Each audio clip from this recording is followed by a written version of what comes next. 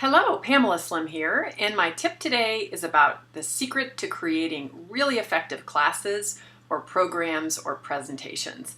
Many of you might not know that my love for training and development goes back not just decades, but actually generations, because my grandma, True Weber, was a first grade teacher in Mill Valley, California.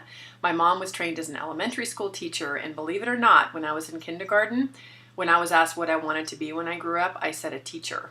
And I love teaching, and I've done a lot of it in training and development in corporations and a whole bunch of teaching and training for people who are wanting to start a business. And over and over and over again, as I am working on my own information and training programs and helping people with theirs, I find a very, very common occurrence, which is that people want to start teaching something cool, like how to design a website or how to organize your office or how to program in HTML or how to start a business. And so they create a program and run into this situation, right? I think that in a 1 hour / 1 month / 1 year program, I can be covering this much information. Seems reasonable when you're in the high level design stage. As you start to really get into what actually is effective from a learning perspective, for what kind of information people can absorb, for the way that people need to hear information many different ways and have it reinforced and followed up on, and they need to be coached to make sure that they get it, the reality is more like this. What you can actually cover is a small fraction of all the things that you think that you can teach.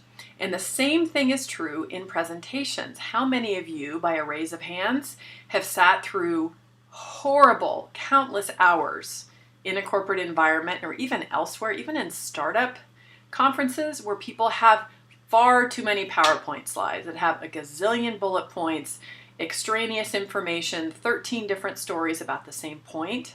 It does not make it a more powerful presentation. It makes it a weaker presentation to have more information in there.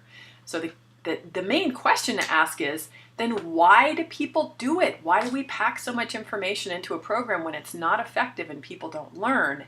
It's because, as we used to say in the old training and development days, people get used to selling training by the pound.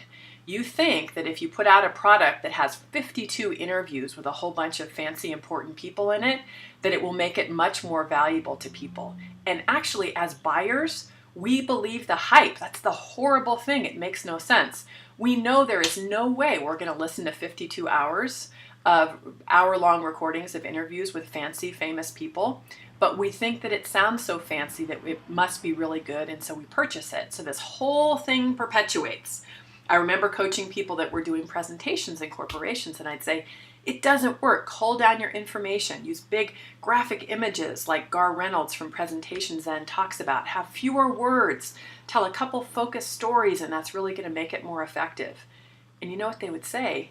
Nobody else is doing it. I'm afraid. I don't want to stand out as the one person who has a lot less because I may be perceived as weak or not having as much value. So let us stop the madness. When you are designing programs, it's okay to have a breadth of different options for ways that you might reinforce that basic concept, where maybe you have videos that reinforce it or some follow-up emails or a coaching call. But please, when you're designing a program or a class or a presentation, when you do your initial content outline, see if you can whack it in half. And then if you're feeling really brave and you actually want people to learn and to do what it is that you're teaching, then whack it in half again. You will be shocked at how much better it feels for you to deliver that information and how much better it feels for people who are learning to get that information. So I hope it helps. The same thing is true as you're thinking about your overall plans for the year. Most likely you have a lot more on your plate than you think you can do. So apply the principle. Keep it simple. I swear you're going to be delivering much better programs. Thanks.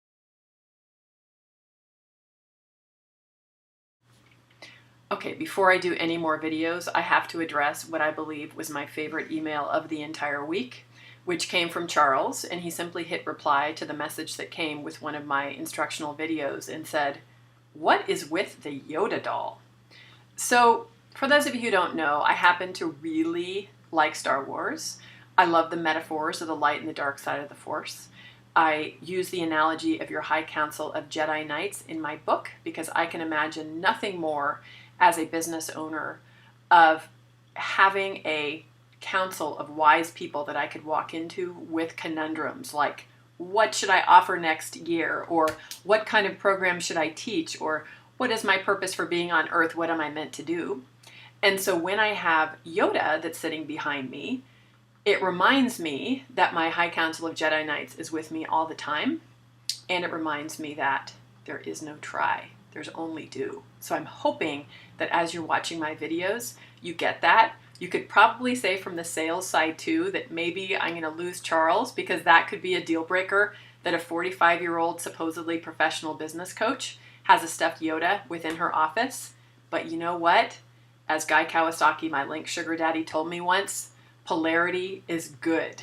So if somebody doesn't get your funny little quirky version of the Yoda doll, perhaps they're meant to work with somebody different. Charles, I hope that's not you because I sure would love to work with you. May the Force be with you.